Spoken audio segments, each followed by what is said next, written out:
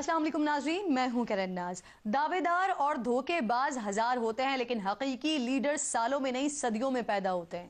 جب وہ مسلم حکمران بن کر ابھرا، عالمی طاقتوں نے اسے نشانے پر رکھ لیا۔ جب اس نے امت کو جگانے کی کوشش کی، اپنے حقوق یاد دلائے، ظالم کے آگے جھکنے سے انکار کیا، تو اسے اقتدار سے اتارنے کے لیے ہر طرح کی سازشیں ہوئیں، کبھی بیرونی تو کبھی اندرونی۔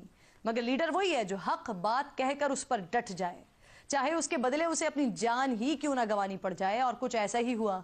پیسوں اور اقتدار کی لالچ میں چند مفاد پرست عالمی طاقتوں کی غلامی قبول کر کے غداری کے مرتکب ہوئے۔ ایک نڈر اور بہادر لیڈر کو موت کی نیند سلانے کا پلان بنایا گیا۔ اس بہادر لیڈر کا قصور صرف اتنا تھا کہ وہ اپنی ریاست کو آزاد رکھنا چاہتا تھا۔ وہ کسی سے ڈکٹیشن لینے کو تیار نہیں تھا۔ اس نے دنیا کی سپر پاور کے آگے سر جھکانے سے انکار کر دیا تھا۔ اسے مار دینے کے پیغامات بھی پہنچائے گئے لیکن وہ ڈرا نہیں۔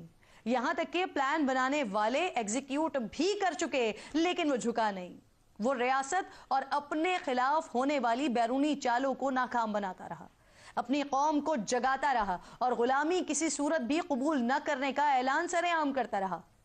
رفتہ رفتہ اس کا نعرہ عوام میں مقبول ہوتا چلا گیا۔